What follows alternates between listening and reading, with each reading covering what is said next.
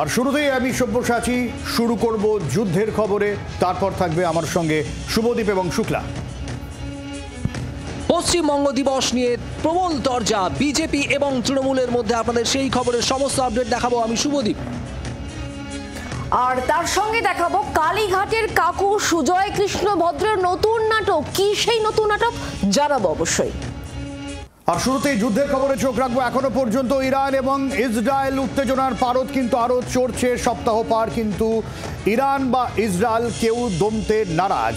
Israel হানায় বেশি ক্ষতি হয়েছে ইরানেরই, পিছিয়ে নেই ইসরায়েল ও ইরানি ড্রোন গুড়িয়ে শক্তি প্রদর্শন চলছে। পুড়ছে তেহরান, তাবরিজ, দুলিশাদ, বড় বড় ভবন, জ্বলছে পরমাণু কেন্দ্র। ইসরায়েলি হানায় বিধ্বস্ত ইরানের ছবি প্রকাশ্যে এসছে। একে অপরের ওপর লাগাতার হামলায় তছনছ হয়ে গিয়েছে দু দেশেরই বিস্তীর্ণ এলাকা। এবং ইসরায়েলও, বিশেষ করে এখন দক্ষিণ ইসরায়েল, ইরান যেমন হামলা চালাচ্ছে তেমনি ইরানের একাধিক পরমাণু ঘাঁটিতে এখনো পর্যন্ত হামলা চলছে।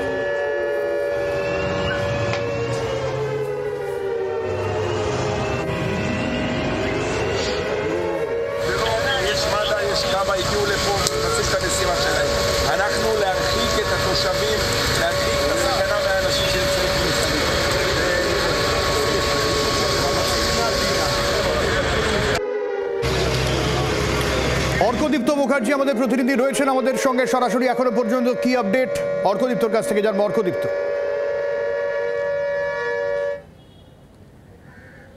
সব্যসাচী, যদি খুব পয়েন্ট ওয়াইজ এই মুহূর্তে সিচুয়েশনটা কি যদি আমরা বুঝে নেওয়ার চেষ্টা করি, একটা হচ্ছে ইরান এবং ইসরায়েল দুজনেই কিন্তু পরিষ্কার বুঝিয়ে দিয়েছে তাদের স্ট্যান্ড পয়েন্ট, কেউই নতি স্বীকার করবে না।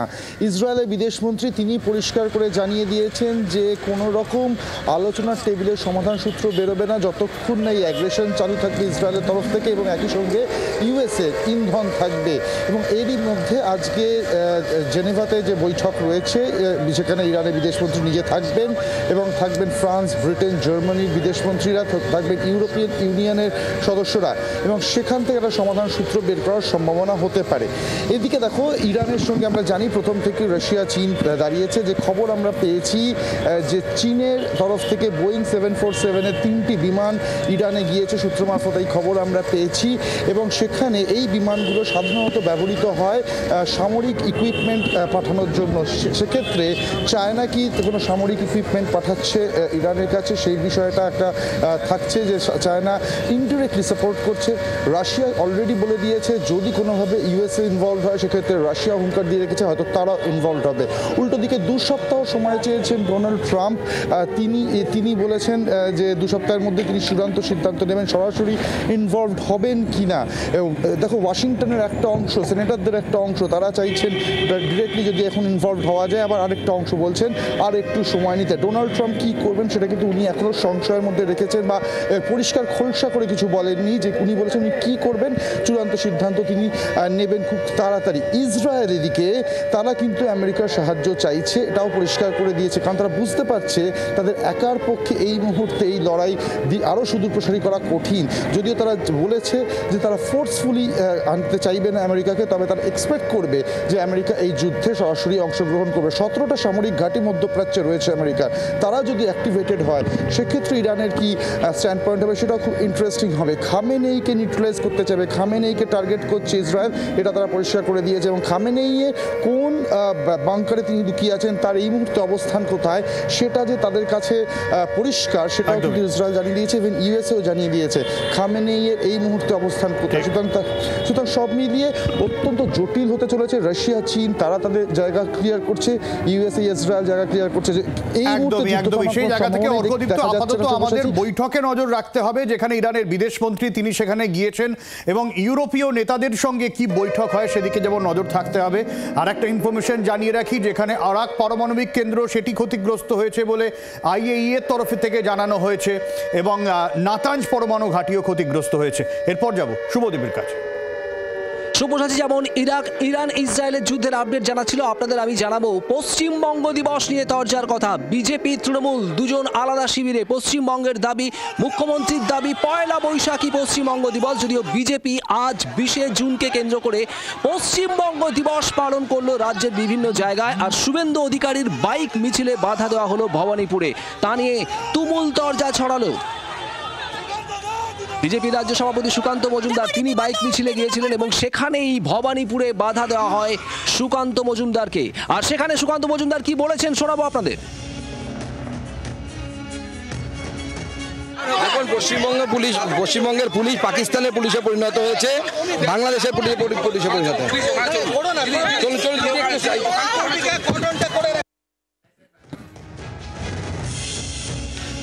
মৌমিতা চক্রবর্তী আমাদের প্রতিনিধি রয়েছেন আমাদের সঙ্গে। মৌমিতা, আগে থেকেই একেবারে স্থির ছিল বিজেপি আজ প্রচারে জোর দেবে পশ্চিমবঙ্গ দিবসকে কেন্দ্র করে, আর এখানেই ভবানীপুরে সুকান্ত মজুমদারকে বাধা দেওয়া হলো।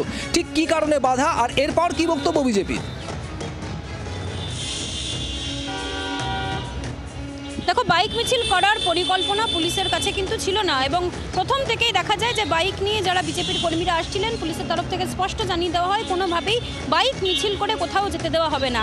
একটা সময় এমন যায় যে বিজেপি কর্মীদের সাথে রীতিমতো হাতাহাতিতে জড়িয়ে পড়েন পুলিশ, এবং পুলিশের সাথে রীতিমতো বড়সড় ধস্তাধস্তির ঘটনা ঘটে। খোদ সুকান্ত মজুমদার বিজেপির রাজ্য সভাপতি তিনি নিজে হেলমেট পরেন এবং জোর করে তার বাইক তিনি বের করেন, এবং বিজেপির কর্মীরাও তার সঙ্গে একেবারে নেতাজি ভবন পর্যন্ত বাইক মিছিল করে আসতে থাকেন। পুলিশের সাথে ধস্তাধস্তি হয় এবং প্রবল উত্তেজনার একটা পরিস্থিতি তৈরি হয়। সুকান্ত মজুমদার তিনি একদিকে বাংলার পুলিশকে পাকিস্তানের পুলিশের সঙ্গে তুলনা করেছেন, অন্যদিকে সুকান্ত মজুমদার বলছেন পুলিশকে যে পুলিশকে দেখে মনে হচ্ছে নাচ মেরে বুলবুল তুঝে পয়সা মিলেগা, এবং এই পুলিশের আচরণ যদি এরকম হয় বাংলার ভোট কিভাবে হবে সেই নিয়েও যেমন তিনি প্রশ্ন তুলেছেন। পাশাপাশি রাষ্ট্রপতি শাসনের দিকে এগোচ্ছে বাংলা, সেই প্রশ্নও তুলেছেন বিজেপি রাজ্য সভাপতি সুকান্ত মজুমদার। তার বক্তব্য, বারবার করে যে ঘটনা ঘটছে তাতে পুলিশের ভূমিকা নিয়ে তিনি যথাযথ জায়গায় জানাবেন, এবং মহেশতলার ঘটনা তিনি যেমন ওম বিড়লাকে জানিয়েছেন তেমনই অমিত শাহকেও নালিশ করবেন বলে তিনি জানিয়েছেন।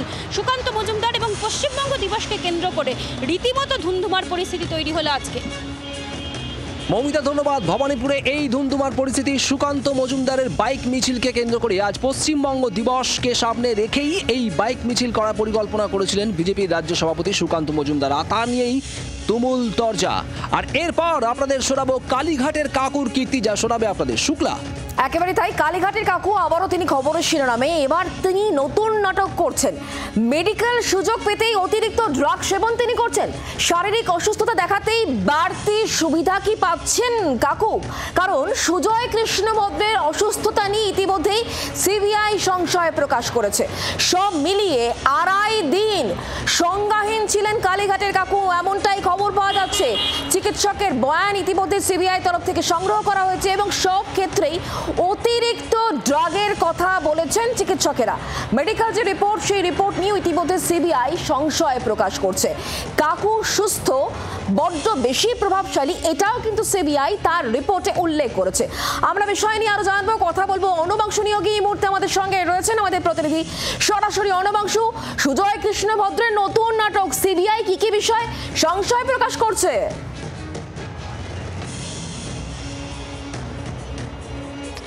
শুক্লা, দেখো, সুজয় কৃষ্ণ ভদ্র ওরফে কালীঘাটের কাকু যে অন্তর্বর্তী জামিন পেয়েছেন যে গ্রাউন্ডের উপর ভিত্তি করে, সেই গ্রাউন্ডটাই কিন্তু এবার সিবিআই প্রশ্ন তুলছে। তোমাকে বলবো, অবশ্যই গত বছর 30শে ডিসেম্বর কাকু হঠাৎ অসুস্থ হয়ে পড়ে প্রেসিডেন্সি সংশোধনাগারে, এবং তারপর তিনি প্রায় 2.5 দিন মতো সংজ্ঞাহীন অবস্থায় ছিলেন। সিবিআই যেটা চাঞ্চল্য তথ্য বলছে, তারা বলছেন যে অতিরিক্ত সেডেটিক ড্রাগ যে ট্যাবলেট, সেটা সেবনের জন্যই কিন্তু এই অসুস্থতা বা সংজ্ঞাহীন হয়ে পড়া। এবং প্রশ্ন হচ্ছে এক, যে তিনি এত ড্রাগ বা এই মেডিসিন তিনি জেলের মধ্যে কীভাবে পেলেন? আর দ্বিতীয়ত, তারা স্পষ্ট করে রিপোর্টে উল্লেখ করেছেন যে এই অ্যাকিউজ পারসন ইচ্ছাকৃত এবং মরিয়াভাবে চেষ্টা চালিয়ে গেছেন মেডিকেল গ্রাউন্ড ক্রিয়েট করার জন্য, অর্থাৎ মেডিকেল ইস্যু তৈরি করে তিনি চাইছেন জামিন, সেটা কিন্তু সম্পূর্ণভাবে ব্যক্তি ক্রিয়েশন করা বা একদম ইচ্ছাকৃত ক্রিয়েট করা হয়েছে, এমনটাই তারা সিবিআই বলছেন। সিবিআই আরও বলেছেন যে এসএসকেএম হাসপাতাল সহ বেসরকারি হাসপাতাল যেখানে ট্রিটমেন্ট করানো হয়, সেই প্রত্যেকটা ডাক্তারের স্টেটমেন্ট নেওয়া হচ্ছে, তার প্রত্যেকেই বলেছেন এটা হচ্ছে অতিরিক্ত ড্রাগ সেবনের পরেই কিন্তু এই অসুস্থতার কারণটা হয়ে দাঁড়িয়েছে। অর্থাৎ সিবিআই চাইছে যে ইমিডিয়েট তার জামিন নাকচ করুক আদালত, সেই মর্মে তার ইতিমধ্যে হলফনামা জমা দিয়েছে কলকাতা হাইকোর্টে।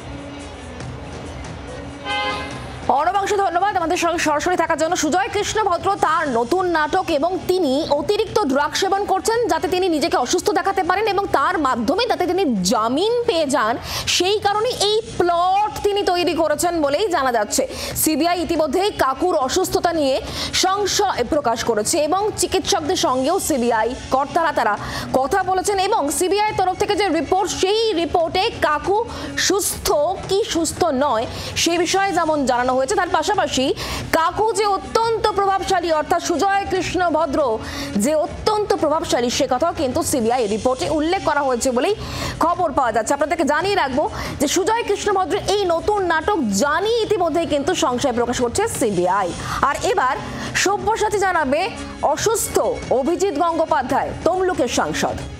একদমই শুক্লা, তাকে এইমসে নিয়ে যাওয়া হচ্ছে। বিজেপির সাংসদকে দিল্লি এইমসে নিয়ে যাওয়া হয়। ইন্টেস্টাইনাল সেপসিসে ভুগছেন অবসরপ্রাপ্ত বিচারপতি এবং বিজেপির সাংসদ অভিজিৎ গঙ্গোপাধ্যায়। তাকে দিল্লির এইমসে ভর্তি করা হয়েছে এবং গত কয়েকদিন ধরে, গত শনিবার থেকেই তার বমি পাচ্ছিল, তার শরীর খারাপ হচ্ছিল। আমি অভিজিৎ গঙ্গোপাধ্যায়ের খবর দেব এবং তারপরেই থাকবে শুভ বৃষ্টির খবর নিয়ে। এবার বন্যা পরিস্থিতির খবরের আপডেট আপনাদের জানাবো। একাধিক জায়গায় অতিবৃষ্টির কারণে বন্যা পরিস্থিতি তৈরি হয়েছে। নদীর জল উপচাচ্ছে চাষের জমি জলের নিচে। পশ্চিম মেদিনীপুর, হুগলি, বাঁকুড়া, পুরুলিয়ার বিস্তীর্ণ অংশে এই পরিস্থিতি। মঙ্গলবার বিকেল থেকে একটানা বৃষ্টি, আর এই বৃষ্টির জেরেই জলমগ্ন হয়ে পড়ছে বিভিন্ন এলাকা। অন্যদিকে একাধিক জলাধার, মাইথন, পাঞ্চেত সহ একাধিক জলাধারের জল বাড়ছে আর সেখান থেকে জল ছাড়ছে ডিবিসি কর্তৃপক্ষ। আর এই জল ছাড়ার পরিমাণ যদি আরও বাড়ে তাহলে পরিস্থিতি যে জটিল হবে সেটা মনে করা হচ্ছে বিভিন্ন মহল থেকেই। আর এরপর শুক্লা থাকছে আপনাদের পরের খবরের আপডেট নিয়ে। একদমই তাই সুদীপ, পশ্চিম বর্ধমানে একটা আজব ঘটনা ঘটে গিয়েছে। সেখানে জাতীয় সড়কে টোল প্লাজা, সেটাকে নিলাম করে দেওয়া হচ্ছে। এই আজব কাণ্ড ঘটে গিয়েছে সেখানে, সেই বিষয়ে অবশ্যই বিস্তারিত জানাবো, কারণ জাতীয় সড়কে জেলা পরিষদের যে টোল প্লাজা, সেই টোল প্লাজা নিলাম আসানসোলে কুলটিতে এই আজব ঘটনা ঘটে গিয়েছে। সব্যসাচী এবার জানাবে অভিজিৎ গঙ্গোপাধ্যায়ের শারীরিক অবস্থা এই মুহূর্তে কেমন। একদমই শুক্লা, এবং কেমন আছেন অভিজিৎ গঙ্গোপাধ্যায়? বিশেষ করে শনিবার থেকে তার শরীরের অবস্থা এতটাই খারাপ হতে শুরু করেছিল, তাকে লো ফ্লো অক্সিজেনে দীর্ঘদিন রাখতে হয়ে, বেশ কয়েকদিন রাখতে হয়েছিল এইখানে হাসপাতালে। পরে তাকে এইমসে নিয়ে যাওয়া হয়। এখন কেমন আছেন তিনি, আপডেট দেব। রাজীব আমাদের প্রতিনিধি রয়েছেন আমাদের সঙ্গে। রাজীব,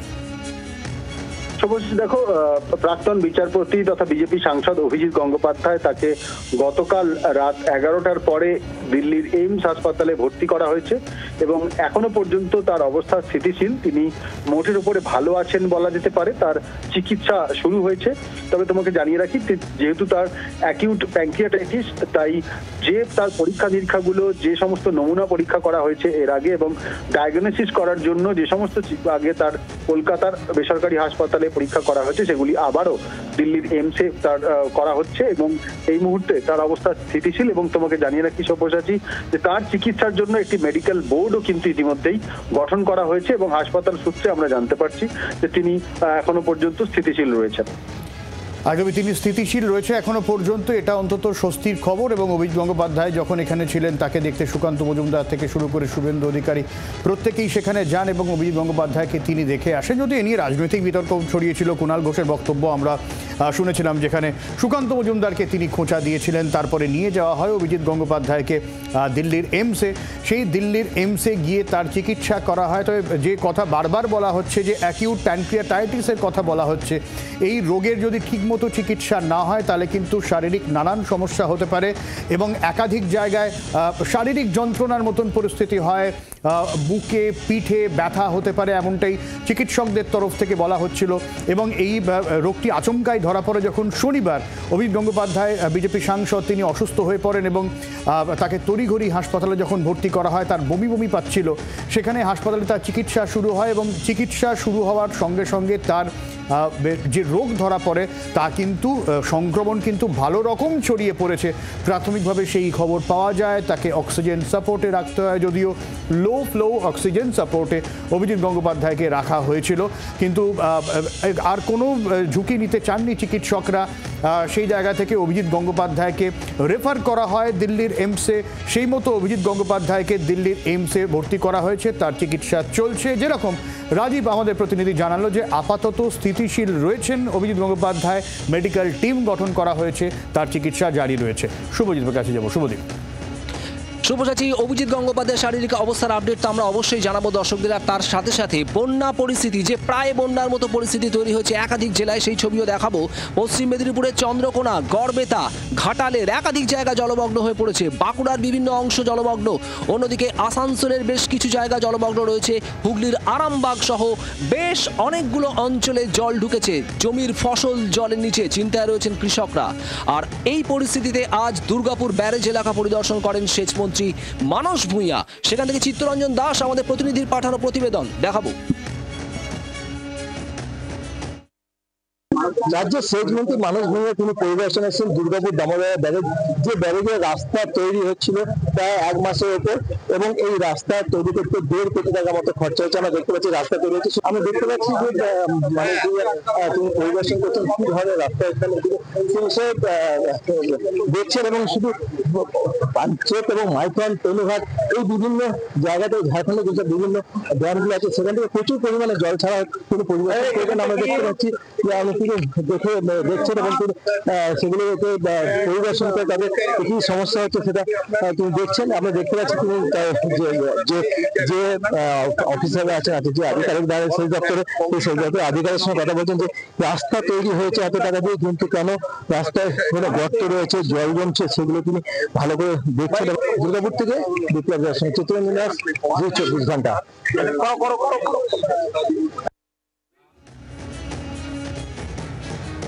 আর এর পরের আপডেট দেবে আপনাদের শুক্লা। একদমই তাই, কুলটের দিকে নজর রাখতে হচ্ছে, কারণ সেখানে আজব ঘটনা। কেন্দ্রীয় পরিবহন মন্ত্র ঘোষিত যে 419 নম্বর জাতীয় সড়ক, রাস্তাটি ডাবল লেন করার কাজ শুরু হবে। জাতীয় সড়কে টোল প্লাজা নিলাম ডেকেছে পশ্চিম বর্ধমান জেলা পরিষদ। 10ই জুন জেলা পরিষদকে চিঠি NHAI এর তরফ থেকে। ঠিক কি এতে উল্লেখ করা হয়েছে, কি ঘটে গেল পশ্চিম বর্ধমানে জানাবেন। আমাদের সঙ্গে রয়েছেন বাসুদেব চট্টোপাধ্যায়, আমাদের প্রতিনিধি সরাসরি। বাসুদেব, কি হলো?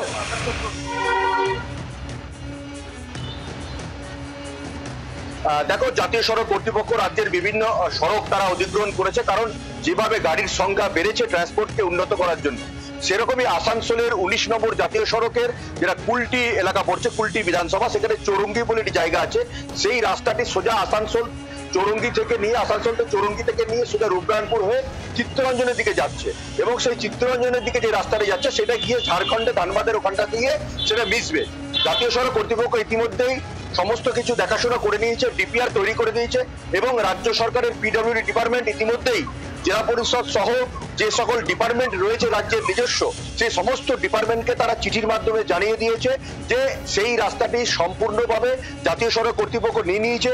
জাতীয় সড়ক কর্তৃপক্ষ এই রাস্তাটির নামকরণ করেছে জাতীয় সড়ক 419 জাতীয় সড়ক, এবং এই জাতীয় সড়কে যেন কেউ কোনো রকম কাজ না করে, জেলা পরিষদ হোক বা অন্যান্য কোনো সংস্থা যেন কোনো কাজ না করে, কারণ জাতীয় সড়ক কর্তৃপক্ষ যা করার তারাই করবে।